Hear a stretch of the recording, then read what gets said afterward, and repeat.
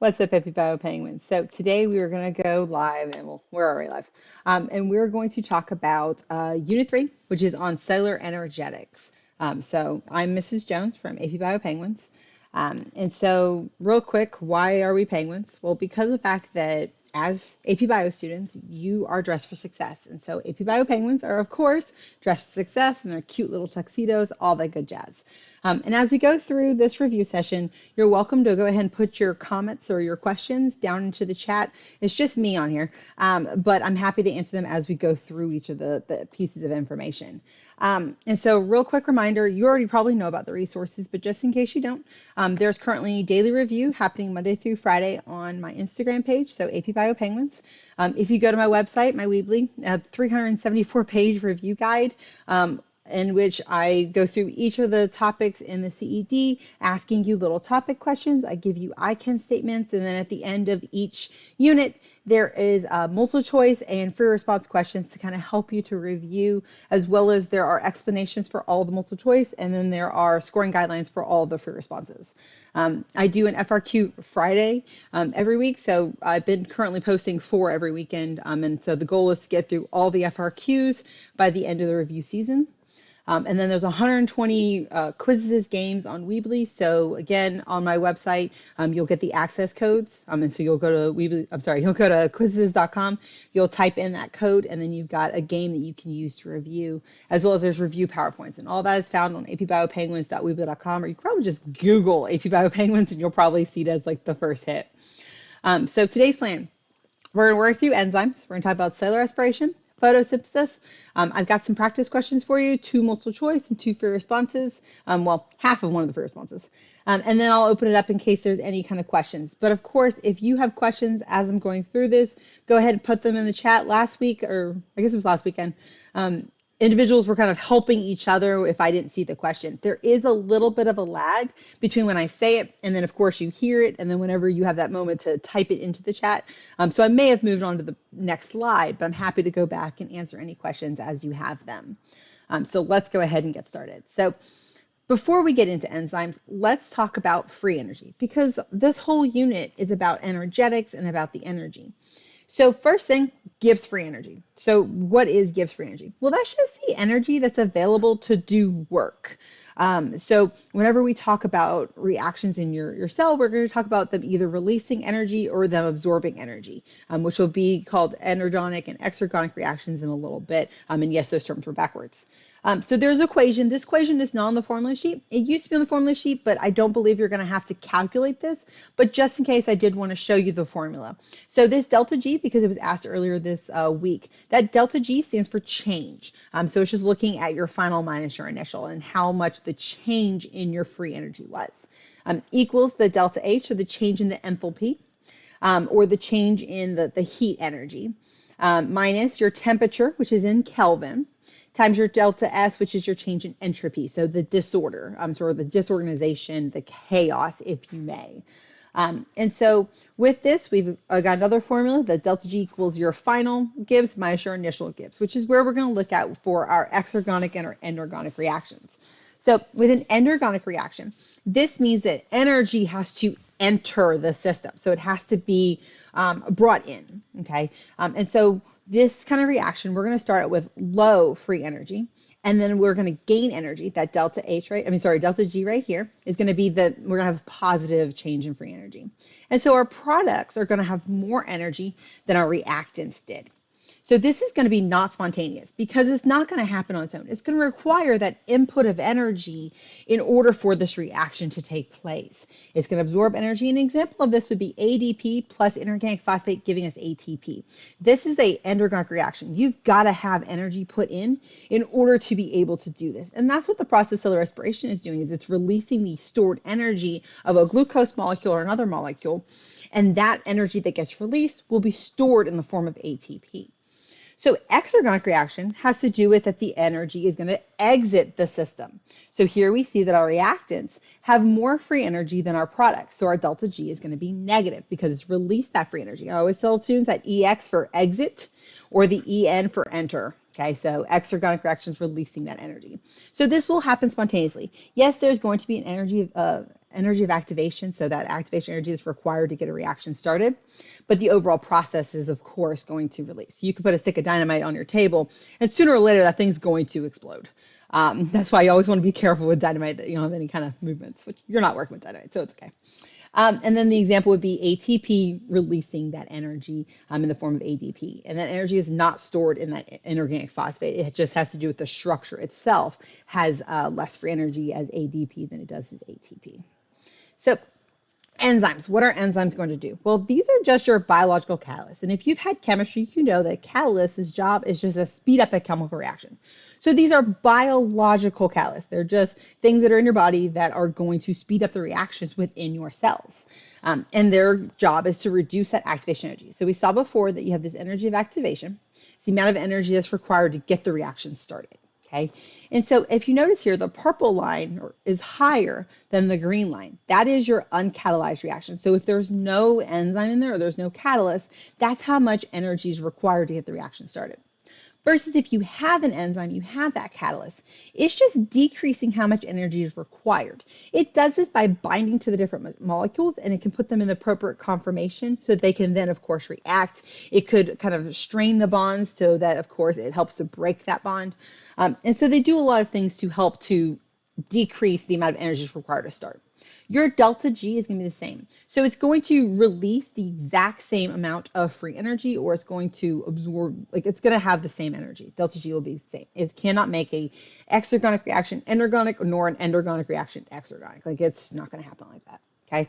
So important things to note is that these catalysts, they're proteins. So everything you learned about in Unit 1 in terms of proteins applies to them. Okay, they're still looking at the conformational structure in terms of the primary, secondary, tertiary, and quaternary structures.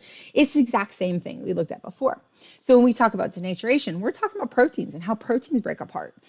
They're not consumed by the reaction. So you can use an enzyme over and over and over and over, and it will never get used up. It will never go away. The only way to get rid of that enzyme is, of course, to denature it. Okay. And as I said before, it has no effect on that Gibbs free energy. The free energy is the exact same, whether you have double, triple, quadruple the amount of enzyme in there is still going to have the exact same delta G. The reaction would just occur faster because you have more molecules to react it, but you're not going to be able to, of course, change that delta G. So how does an enzyme work? So we're going to have this little active site. That's the site at which our substrate is going to bind. And once it binds, as you know with proteins, anytime you bind to a protein, it always changes shape. And so if we were to have this molecule here, right, it binds into my hand. I'm not just going to let this kind of pen roll around, right? Naturally, when someone puts a pen in your hand, you close your hand, right? That's what's happening here is that substrate binds to the active site. It causes a conformational shape change. And when that happens, of course, now it's putting all these molecules in the appropriate orientation. So now they're going to be able to react. So as I said before, decreasing that activation energy. Okay, they react, it releases that product back out. And now the enzyme is ready to take the next substrate again. Again, go through the reaction, breaking apart to the top from the bottom, and it goes on its merry way. And as I said, it releases it. And so it's going to do this over and over and over again, repeatedly. Okay, so how can I stop it from happening? Well, there are different things called inhibitors. So one thing is a competitive inhibitor. A competitive inhibitor is going to compete for the same active site. It has the same general structure. So here's our substrate, here's our competitive inhibitor. It's going to bind to the same places. It's going to have the same general shape, just like morphine and endorphins. Endorphins are natural in your body, but morphine, which is a drug that was made by a pharmaceutical company, has a similar structure to the endorphin, which allows it to bind to the same receptors, which gives you that same sense of euphoria and helps take away that pain that you might be feeling. And then we also have competitive and non-competitive inhibitors. Non-competitive inhibitors are going to bind to another site. Okay, so it's going to be an allosteric site. And when it binds that allosteric site, what's happening is the enzyme changes shape, right? The protein changes shape when you bind something to it. So now the active site is no longer the same shape to allow the binding of that substrate to it. Okay, and so when we look at this, we're looking at these competitive and non-competitive inhibitors. They're going to bind and release constantly. And so if we wanted to overcome an inhibitor, just increase the amount of substrate. We also find that sometimes your product can inhibit. It's called product inhibition, and because the product was originally bound in that spot, it can bind again, which can inhibit. So if we're trying to increase our reaction rate, you can, of course, increase temperature slightly. You can increase the amount of substrate, or you can decrease the amount of product. All of that can help you to overcome that inhibitor. And so denaturation. So if we increase our temperature too much, like it gets really, really high, that causes these bonds in our tertiary and our secondary and our quaternary structure to break. They're covalent, they're ionic bonds, and those bonds can break because, of course, you have more vibrating, there's more kinetic energy as we increase that temperature. Also pH. You know that the carboxyl group is acidic and the amine group is basic. And so because of the fact that you know that those groups are acidic and basic, they will, of course, donate and pick up hydrogens or protons from the reaction, from the solution. And so that can cause a conformational shape change. The shape will change if you change the pH. And so there's like a certain range, the optimal range. So you might be asked questions where you're looking at a graph and wondering why is it coming off on both ends? Well, because of the fact that it's getting out of its optimal range, and so it's denaturing. Why would I see this reaction slowing down? Because it denatured. And so oftentimes they'll just give you some type of reaction that will make you see that, oh, this enzyme got denatured, which caused the reaction rate to either stop or slow down. Okay. You could also see that we have a change in salinity. The salinity can change the ionic structures, not ionic structure, but it causes ions to be in there, which then changes the ionic bonding. So then again, the enzyme can denature. So cellular respiration. So before we get into this, I know that students have a hard time with cellular respiration and photosynthesis. And it's because of the fact that you overwhelm it. Like you get put too much stress in knowing all 10 steps of glycolysis and knowing all 8 steps of Krebs cycle and knowing every enzyme. I didn't have to know any of that until I got to college in my biochem course. And I sat in the library for 2 weeks and I memorized it all. And do you think I still know it? No, I do not, because I haven't had to use it.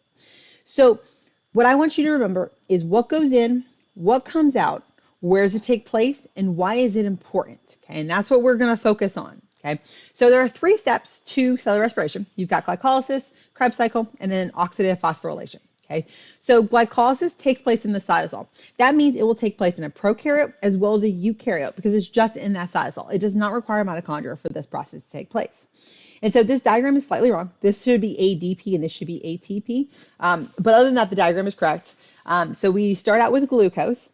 And then in this process, we're going to make 2 NADHs. We make 2 pyruvates and then 2 ATPs. Again, the diagram is wrong. It should say ATP, not ADP. Okay.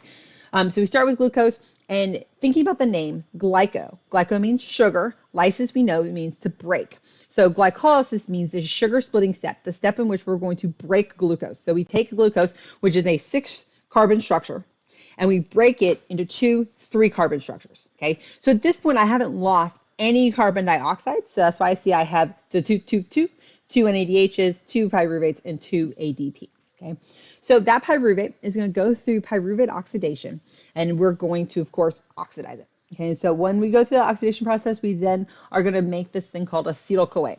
Acetyl-CoA, acetyl group is 2. So in the process of pyruvate oxidation, we lost 1 carbon dioxide. We made 1 NADH. And you're wondering why I'm doing this. I tell my students that H means to hold. So if I have NADH, it's holding an electron. If I have NAD+, it's not holding the electron. And so it's a lie that I've told my students, but it works out for me.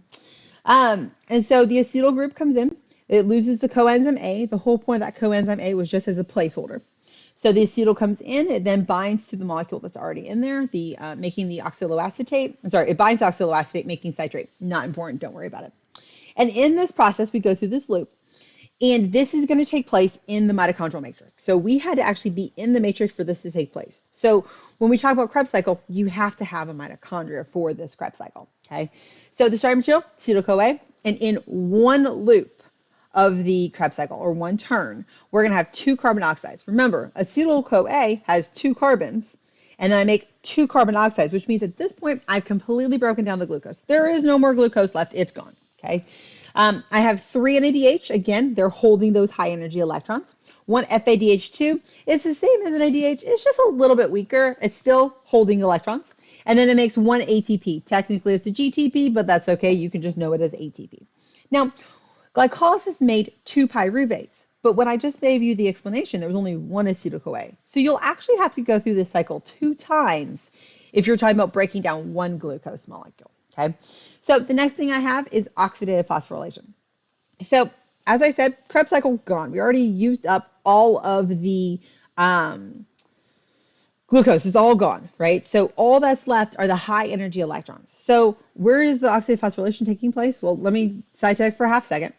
And it's going to start out with these electrons. The NADH, the FADH2 that has all those electrons is going to bring it over here. Now there's 2 steps. The first step is the electron transport chain. That's what you see right here.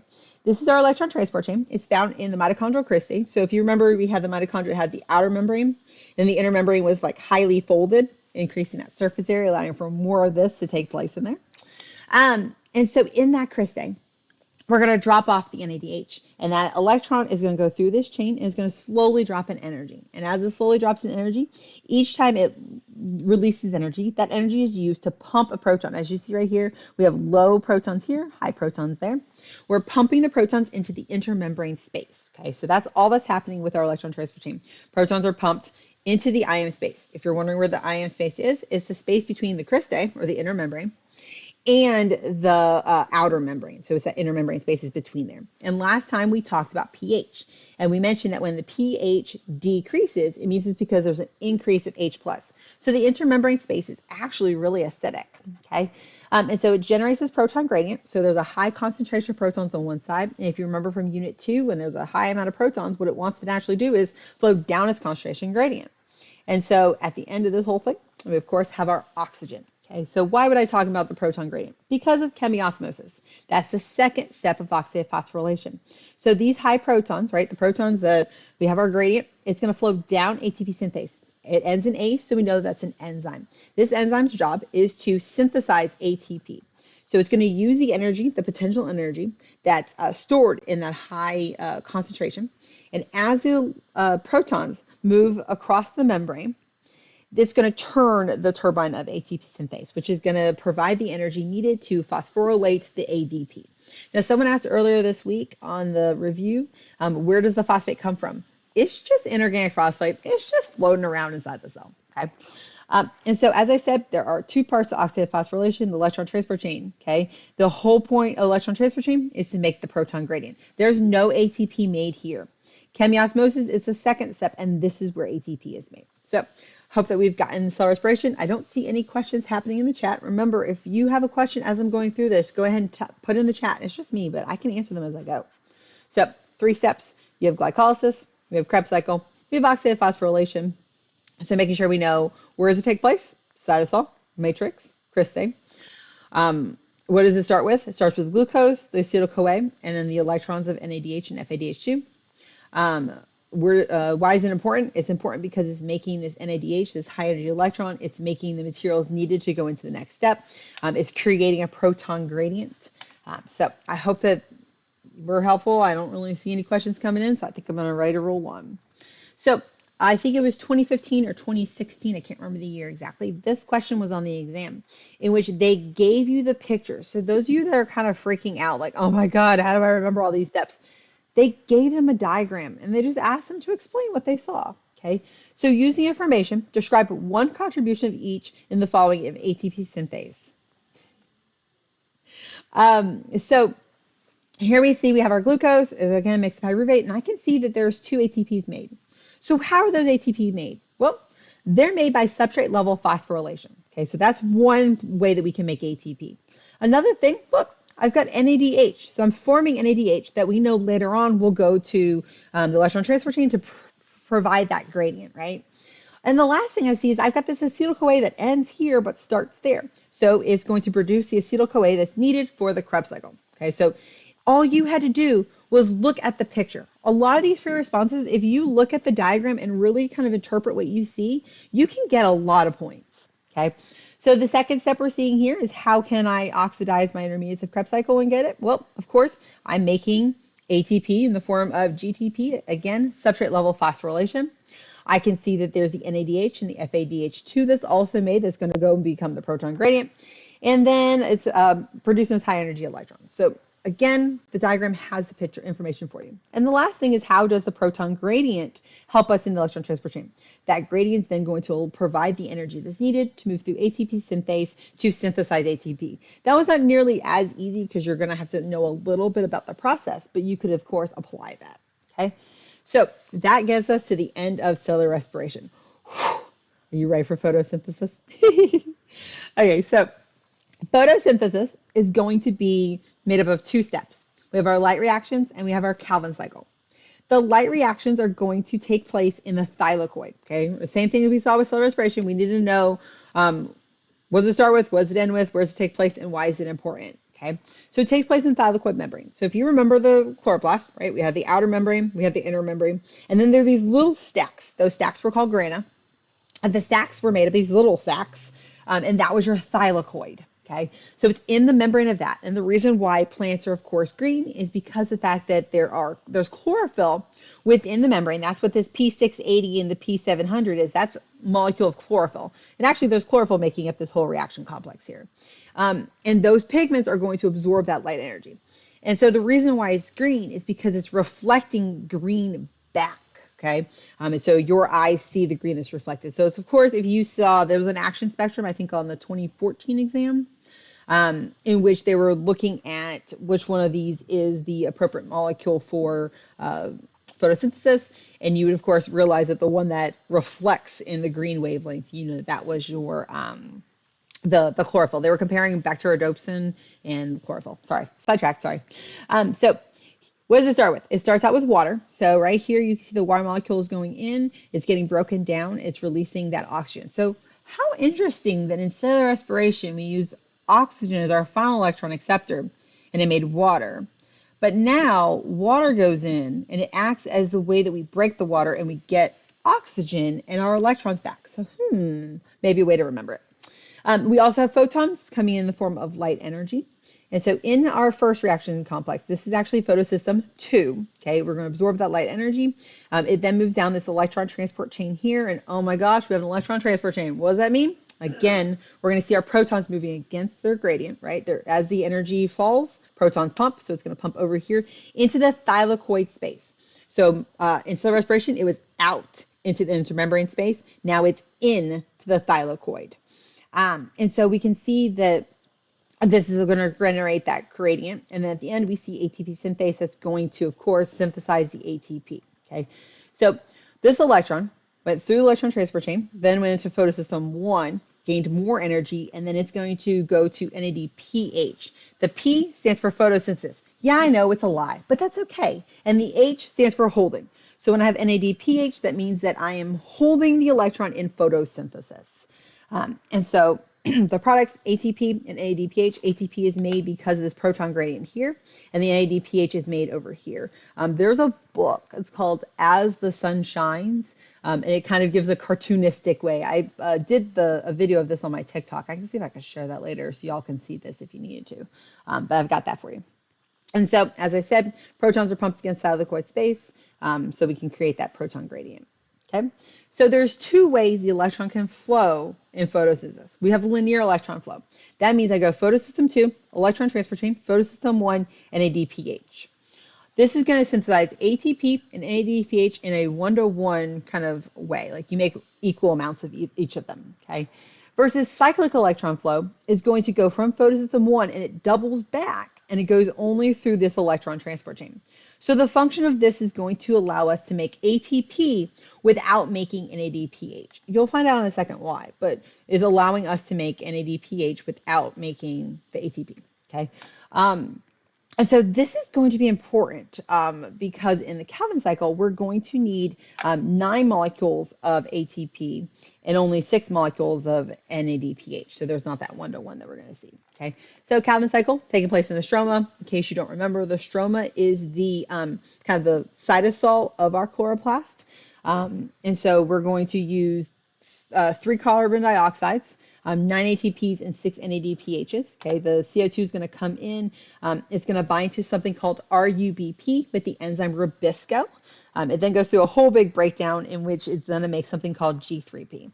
if we had gone through all the steps of glycolysis, you would have seen that at step 5, there's a molecule called G3P, glyceraldehyde 3 phosphate. And so that's what we're making here. That G3P could then take two G3Ps, put them together, and you then make glucose again. Okay. And then we have to regenerate the the RUBP from that. Okay. So the product is G3P. And so there was somewhere I was going to make sure I mentioned in this. I can't remember what I was going to say. Okay. Somebody is asking, will you do fitness? So if you're thinking about fitness, there is a C4 and C3 in camp plant in terms of photosynthesis. So the C3 is what we normally see. So right here, it's going to break and make a 3-carbon structure. And so it's technically, I think, PGAL, so it breaks up into this 3-carbon structure. Versus when we look at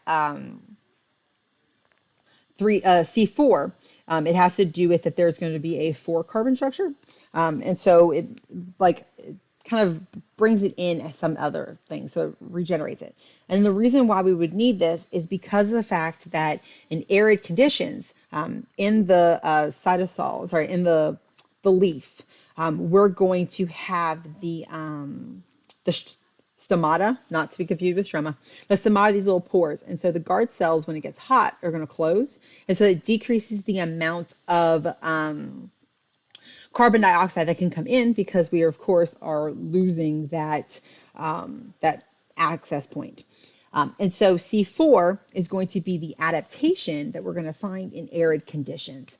Cam plants would be those that are going to use different organic molecules. And so at night, like a cactus, is going to open up its stomata at night so that it doesn't lose all of its water during the day. And so it can then it can fix all those carbons in the form of organic molecules and organic acids. And then during the day, when there's the sunlight present, that's when it releases the carbon from those organic molecules. So it's able to keep its stomata closed. And so the fitness would be that those individuals that live in this warmer environment have adapted and found a way to modify the C3, C4 CAM plant. Okay. In terms of specifics of the Calvin cycle, should we get the big picture or should we know the step-by-step? Again, big picture. Okay. Carbon dioxide is binding, is getting fixed. Okay, we then are going to use some ATP, some NADPH to reduce. In case you don't remember, reduction is like oil rig, right? Oxidation is loss of electrons, reduction is gain. So our carbon is going to gain electrons in the form of NADPH. See right here, it releases it. And then I'm going to release carbon dioxide. And then the last step is just regeneration or rearrangement. So just remembering fixation, reduction, rearrangement. We start with carbon dioxide. I use 9 ATP, 6 NADPHs, and I make 1 G3P. And it's easy to remember because there's 3 carbons in carbon dioxide and there's 3 carbons in 1 G3P. So again, it's the same amount going in as out. Someone else said, should we memorize the amount of each product? Again, they're probably going to give you a diagram, but having a general idea to understand, oh, wow, there's more ATPs made than NADPH. That must be why we have to go through the cyclic electron flow. So kind of keeping those kind of things in mind. Okay, so I think I've answered all the questions out in the chat. So multiple choice question. Chemical reaction for photosynthesis. Here we see 6 CO2 plus 12 H2O plus light energy gives us glucose plus oxygen plus water. If the input of water was labeled with the radioactive isotope of oxygen, then the oxygen gas released as the reaction proceeds is labeled with O2. So that's saying that this H2O over here is going to be labeled, that this O2 right here is coming from this water, is what they're saying, which is always a likely explanation. So during the light reactions, water is split. Well, yeah, at photosystem 2, I saw that my water got split, releasing those electrons. And the hydrogens combined with the CO2. No, the CO2 is in the Calvin cycle, so that's not right. And oxygen gas is released, which that one is true because the water gets split, releasing the oxygen. So during the light reactions, water is split, true, removing electrons and protons, and the oxygen gas is released. That one's also true. So far, I think the answer is B, but let's just double check, read through our other choices, make sure we're good. During the Calvin cycle, water is split. Nope, that happened during the light reactions. Regenerating NADPH to NAD+. No way. And oxygen gas is released. Again, oxygen release was during the light reactions. During Calvin cycle, water split. Again, no. Hydrogen atoms are added to the intermediates of sugar. No. And oxygen gas release. Again, no. So a lot of times some of these answer choices might have things that are right, but then also things that are wrong. So don't get distracted when you look at your multiple choice questions. Kind of look through them. If you need to, make yourself some check marks as you go through it, making sure things that are right or wrong, until you can kind of go back to figure out, well, which one is my right answer? Or at least can help you to narrow it down, like, oh, A and B both sound right. And then you can have a 50-50 shot instead of a 25% chance. And yes, there's always only 4 answer choices on your multiple choice. And so the answer is B. So an experiment to measure rate of respiration in crickets and mice at 10 degrees versus 25 degrees was performed with a respirometer, an apparatus that measures changes in gas volume. Respirometer was measured in milliliters of oxygen consumed per gram of organism over several 5-minute trials, and the following data was obtained. According to the data, the mice at 10 degrees demonstrated greater oxygen consumption per gram of tissue than the mice at 25 degrees. This is likely explained by which of the following statements. Okay, so we have to think for a second. What's the difference between a mouse and a cricket? Well, a mouse is a endotherm, which means that it has going to be a warm-blooded organism. It's going to regulate its own temperature using metabolism. Versus a cricket is going to be an ectotherm. Ectotherm meaning that it is a cold-blooded organism. It uses the environment to regulate its temperature. You may have done an experiment like this looking at your peas, and you put the peas in warm temperature versus cold temperature just to see what was going to happen in terms of which one respirated more. You use a little respirometer. You may have done the experiment. You may not have. Okay. Anyway, so we need to figure out, well, why would it respirate more at 10 degrees than 25 degrees? So if we look through answer choices, A says the mice at 10 degrees had a higher rate of ATP production than mice at 25 degrees. Well, if I'm going through more respiration, right, I've got a higher respiration rate. That means that there's more ATP that's being synthesized because of the fact that I went through the process of cellular respiration more frequently. So far, I think A sounds right. B, the mice at 10 degrees had lower metabolic rate than the mice at 25 degrees. Well, if it had a lower metabolic rate, then I wouldn't see as much oxygen being consumed because there would be lower rates. So that's not true. C, the mice at 25 degrees weighed less than the mice at 10 degrees. That sounds logical. But the question told us that it was per gram of organism, which means that they've already accounted for maybe a difference in the weights. And the mice at 25 degrees was more active than the mice at 10 degrees. And if it was more active, it would have needed to respirate more. Okay, so A is our answer. Does AP Bio cover the biology of skin coloration, melanin, etc.?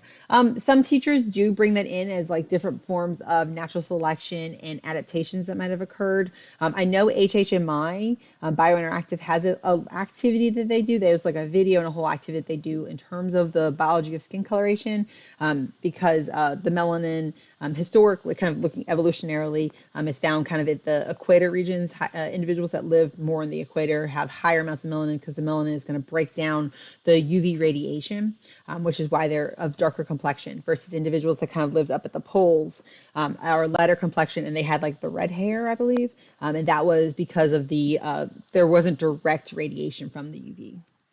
Okay, so looking at it for response, we've got question 2021, number 3. They hypothesized that there was a plant compound, resveratrol, improved mitochondrial function. To test the hypothesis, they dissolved this chemical into DMSO. The solution passes through cell membranes. They add the solution to the different muscle cells in a nutrient-rich solution that contains glucose. They measure the ATP production at several time points after the addition of the solution and find an increase in ATP production by the muscle cells. So part A is asking us to describe the primary advantage for the cells using aerobic respiration over fermentation. Now, we didn't mention fermentation, so let's talk about fermentation real fast about this. So fermentation is going through the process that takes place if the pyruvate is unable to get into mitochondria, or if there is no mitochondria for the pyruvate to go into. And so when you're talking about fermentation, we go through glycolysis first, and then we go through the process of fermentation. Fermentation will regenerate the NAD+. So if you remember, there was the NAD+ that took the electrons when you broke down the glucose in glycolysis, and it held those electrons as NADH, taking them over to the electron transport chain. Well, if it can't get to the electron transport chain, I've got too many NADHs, and I don't have any NAD+, which means that I'm not going to be able to go through glycolysis, which is a problem. And so when I do fermentation, I only go through glycolysis. There was 2 molecules of ATP that was made in glycolysis. That's not a lot. Versus aerobic respiration is going to go through glycolysis, making 2, Krebs cycle, making two, and then goes through oxidative phosphorylation. And in chemiosmosis step, there's, I think, 32 to 34-ish that are synthesized. And so we see that there is more ATP that's synthesized in aerobic respiration than in fermentation. So more ATP per glucose is produced by aerobic respiration. As a reminder, this is actually one of the newer free response questions. And so they always ask you in an A question about the biology. Can you explain the biology of it? And so this is a straight biology question. Why is aerobic respiration better than fermentation? Or what's the advantage of one or the other? So part B says to identify an appropriate negative control. Okay, so now we're looking at experimental design and understanding what is a negative control and what is the point of it. Okay, so in terms of negative control, this is going to be something that is allowing us to see, does our independent variable actually have an effect? So we're just basically isolating the variable to determine, was that actually the thing that did what we think it did in the experiment? So what is the negative control for the experiment? And that would allow researchers to conclude that ATP is produced in response to the reciprotal treatment. Well, as a reminder, the reciprotol is in DMSO.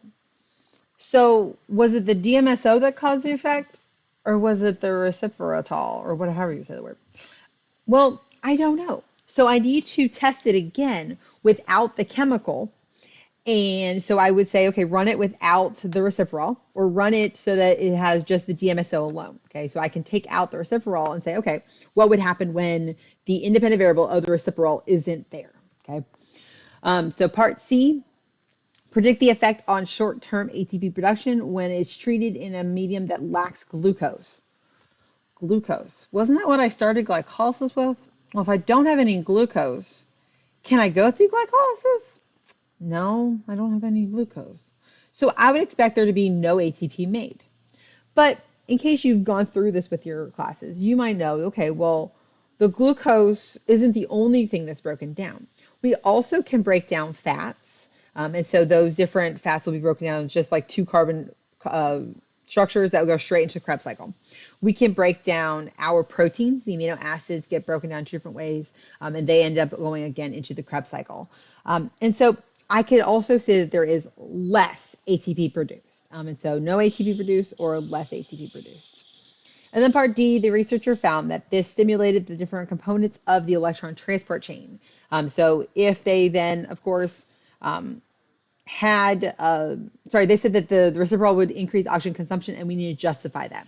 Well, why would I see more oxygen consumed? Oxygen is my final electron acceptor. And so if this is stimulating electron transport chain, that means I'm going to need more oxygen to take the electrons in electron transport chain, which means that I'm going to see that increase in that oxygen consumption. So more electrons can be transferred so that more oxygen is required as the final electron acceptor. Okay, so last FRQ, and then we were done. So non-cyclic electron flow or cyclic electron flow are two major pathways of light-dependent reaction in photosynthesis. In non-cyclic electron flow, the electron passed from photosystem 2, then the components electron transport chain, then photosystem 1, finally reducing NADP plus to NADPH. In cyclic flow, they cycle back to photosystem 1, and then the components electron transport chain. Okay, so what you're seeing here is that this right here is cyclic electron flow. It goes to the ferredoxin, and instead of going over here to NADP plus, it comes back into the electron transport chain. Okay, so this diagram confused some students on the exam last year, and I think it's because that is not updated. I should have said last year. I'm sorry. It is on last year's exam, 2023 number, I think 4. I didn't update this. I'm sorry. And so it confused students last year because of the fact that they'd never seen this diagram before. So if you see a diagram that's confusing, just take a beat and just make sure that you're following what's happening. Say, okay, it talks about this. Okay, cool. I know that part. Okay. And then see what the difference is. Oh, they're cycling. Well, this is my cyclic. And so really make sure that you understand what the diagram is saying. So part A, again, A always talks about the biology. What is the biology here? Describe the role of chlorophyll in the photosystems of plant cells. Chlorophyll.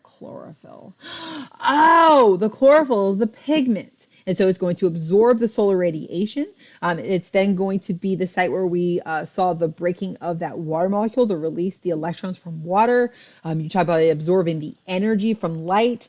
And so you could say, okay, chlorophyll captures, absorbs light energy. Chlorophyll receives the electrons from the water. It receives the electron from the electron transport chain, or it receives the electrons to the electron chain. So what that's saying is, okay, number one, we see the electrons right here. going into the electron transfer machine. Again, use your diagrams. It shows you the electrons going in. Okay. You could also talk about that this electron went over into photosystem 1. So that was the other place where we saw it. And then see the electrons being generated again. Okay. So part B says, based on figure 1, here's figure 1, explain why an increase in the ratio of NADPH to NAD P plus will cause an increase in the flow of electrons through the cyclic plane. So if I have a lot of NADPH, that means it's holding the electrons, and there's not a lot of NADP plus to accept those electrons. So that forces it to go through cyclic flow. I'm unable to see NADP plus taking that electron. So explain why the increase would cause an increase in flow of electrons, because there's less NADP plus to absorb that electron or to take the electron or to carry the electron. So less or no NADP to accept the electrons, so electrons pass to the cyclic pathway or pass from ferredoxin to the cytochrome complex instead. Use your diagram to explain. Now, part C and part D didn't actually have to do with unit 3. So I cut them. If you really want to know, it's about biomass and how the biomass would change in a certain environment. So if there's any questions that you have about Unit 3, you can go ahead and put those into the chat while I kind of kill some time while I wait for y'all to catch up with me. So don't forget, I am posting every day, Monday through Friday, on my Instagram to get you ready for the exam. I think yesterday on Friday we did 3.5, so we're currently going to be doing 3.6 on Monday.